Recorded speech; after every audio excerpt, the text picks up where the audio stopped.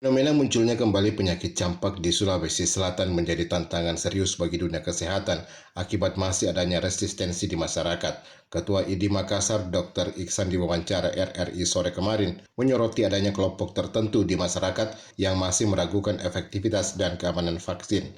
Menurutnya, kondisi KLB ini dipicu oleh adanya sebagian kecil masyarakat yang sengaja tidak mewajibkan diri serta anak-anak mereka untuk menerima imunisasi dasar. Dampaknya muncul titik-titik rawan yang menjadi sumber penyebaran virus ke wilayah lain yang lebih luas. Ya, kita tidak bisa juga menutup mata bahwa ada gerakan segelintir mungkin oknum masyarakat yang menggerakkan program anti vaksinnya ya. Ini juga mungkin secara ini tercatat semua, tapi ternyata mereka tidak melakukan itu ya. Jadi mereka tidak mewajibkan dirinya untuk vaksin, termasuk untuk anak-anaknya misalnya. Ini menjadi kendala juga. Jadi pandangan masyarakat bahwa berbagai komplikasi yang bisa muncul dan seterusnya ini menjadi momok juga ya, menjadi tantangan bagi kita maupun tenaga medis menjelaskan ke masyarakat bagaimana pentingnya ini imunisasi dalam lingkupnya secara umum.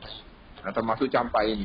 Penurunan imunitas kolektif pasca COVID, lanjut Dr. Iksan, juga disebut sebagai celah masuknya kembali penyakit yang sebelumnya sudah terkendali ini. Gaya hidup modern dan kekhawatiran berlebih terhadap komplikasi vaksin menjadi hambatan psikologis bagi para orang tua. Informasi selengkapnya dapat Anda baca di portal berita kami rri.co.id dan jangan lupa untuk mendownload aplikasi RRI Digital di Play Store.